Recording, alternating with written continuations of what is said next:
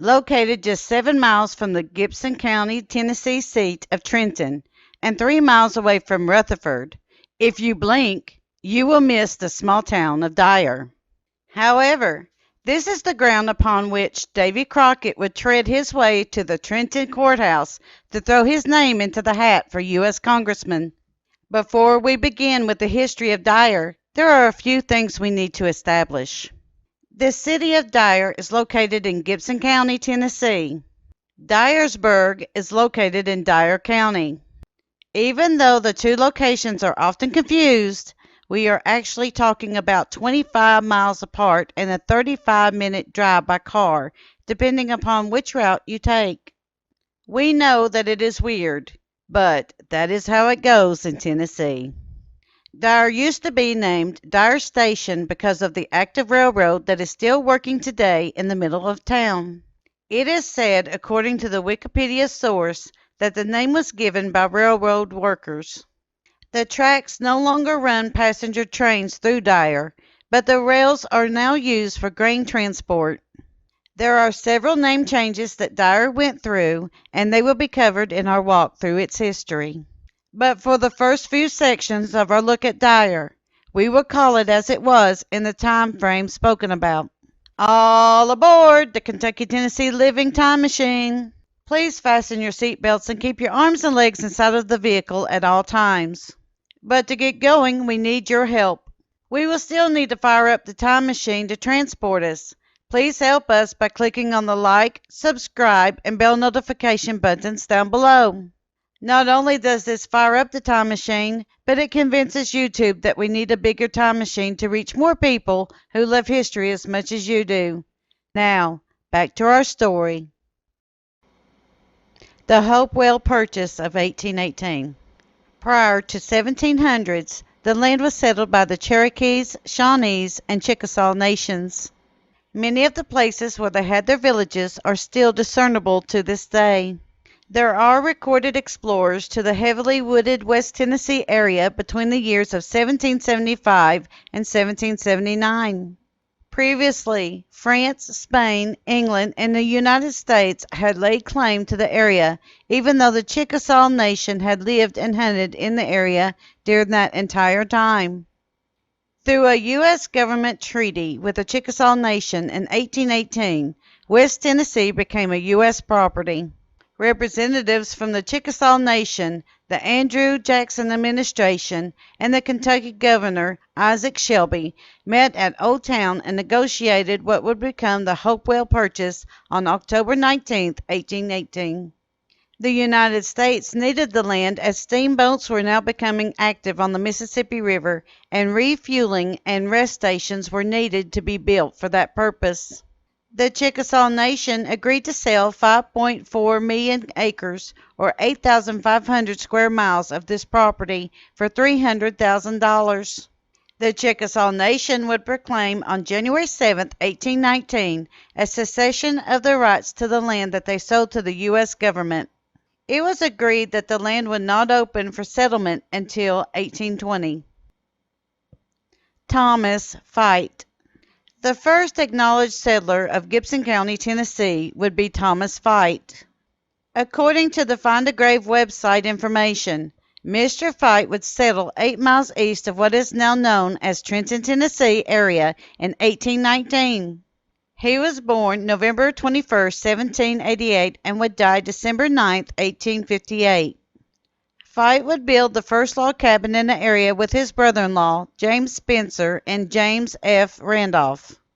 The area would soon be filled with other people, and the citizens would petition the state of Tennessee for its own county away from the guardianship of Carroll County. This would be granted on October 21, 1823, and the new county would be named after Colonel John H. Gibson. Thomas Fite would later become a county court clerk from 1824 through 1836. The land of the area was very suitable for growing cotton and corn, and both became the main cash crop of the area to this day. The first cotton gin would be built in Gibson County in 1826. Davy Crockett. There is a lot of history about Davy Crockett, and we will only cover his political history where Gibson County is concerned. We do plan on doing a bigger biography on his life at a later time. Davy Crockett was born on August 17, 1786, and would die at the Alamo on March 6, 1936. He was an American folk hero, frontiersman, soldier, and represented Tennessee in the U.S. House of Representatives. Even though Crockett was born and raised in East Tennessee, his family would move to Rutherford sometime in 1821, and his mother's cabin is still there to this day. You can visit the replica of the Crockett's cabin in the middle of town. It is while he was living in Rutherford that he decided to run for the House of Representatives.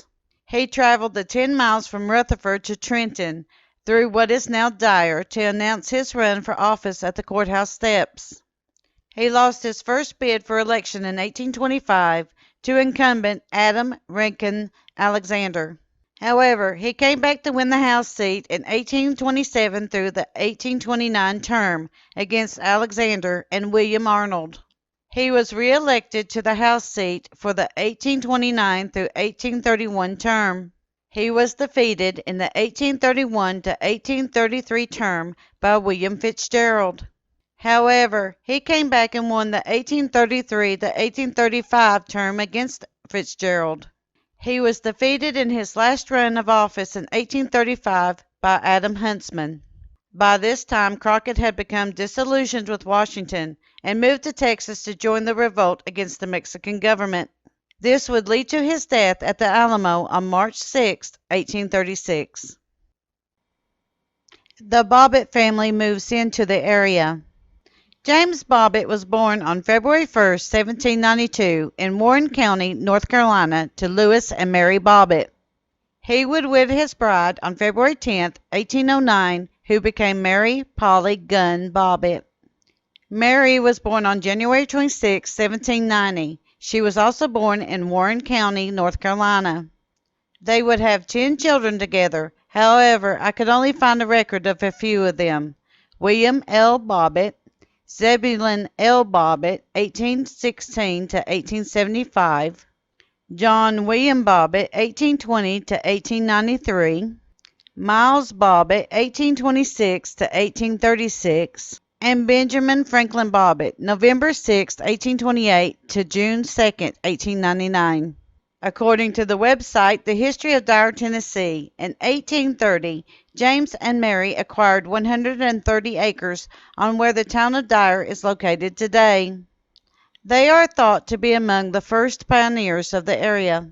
A year later, for $730, the couple was able to acquire an additional 600 acres. By the time of their deaths, James on May 11, 1846, and Mary January 26, 1853, they would leave 315 acres of land to their son, Benjamin Franklin Bobbitt. A contradictory account of the Bobbitts is found in the book, A History of Dyer, Tennessee Community. James Bobbitt acquired land from Gideon Harrison on November 26, 1830. This was a 120-acre land tract that was recorded at the Gibson County Courthouse. Before the Bobbitts' purchase, Harrison in 1827 bought the land that was once owned by David Jared of Madison County.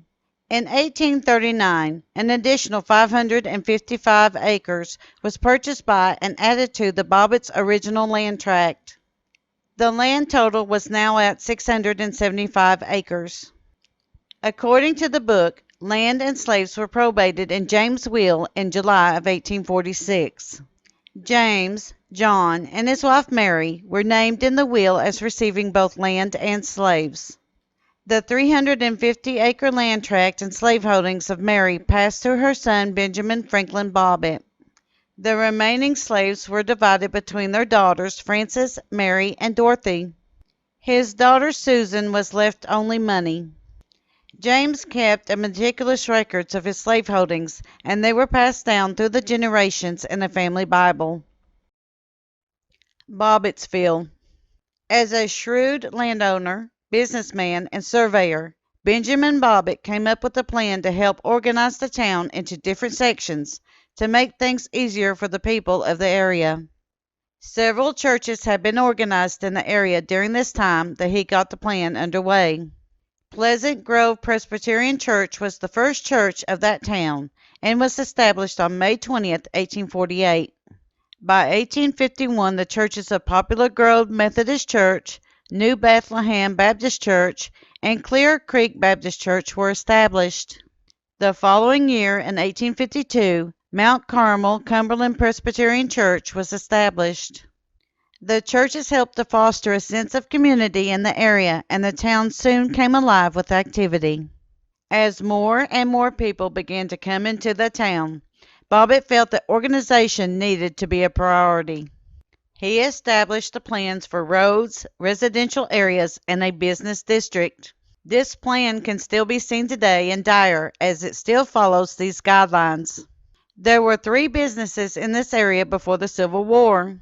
They were the Berry and Bobbitt General Merchandise Store, established in 1859 by Bobbitt and his brother-in-law James L. Berry, J.T. Mathis and Company, and the Etheridge and Greer. All 3 were mercantile businesses. According to the book, A History of the Dyer, Tennessee Community, there is an article in the Dyer Reporter in 1932, where there is a wool carding mill owned by Mr. Ephraim C. Davison. It is thought that because of the presence of this mill in the town, that there was also sheep farming that took place in this area. Also, according to the same book, there seems to be a church called the Shiloh Church that was built sometime around 1860 for the African American citizens of the area to be able to worship. It was later moved to Rutherford.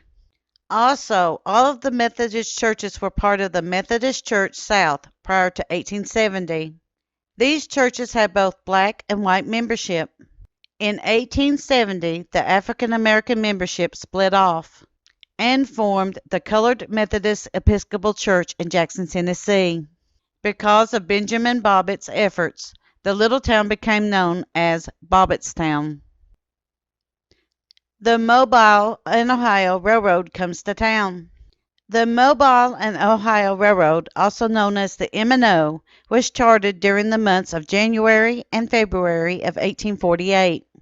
This railroad would cross the states of Alabama, Mississippi, Kentucky, and Tennessee. The start of the railroad would be at the seaport named Mobile, Alabama, and its destination was near the Ohio River near Cairo, Illinois. The railroad was conceived because the port at Mobile was not generating enough business to sustain it, being opened during the Panic of 1837. The citizens of the city encouraged the businessmen to come up with a plan to restore economic commerce to the city of Mobile. The city considered itself in competition with the city of New Orleans. Both cities vied for the timber products and agricultural crops, textiles, and other things that were needed to be shipped out of the USA.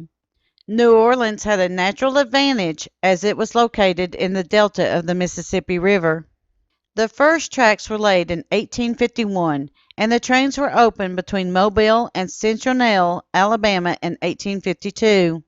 Conflicting stories put the laying of the tracks in Bobbittsville between 1858 and 1860.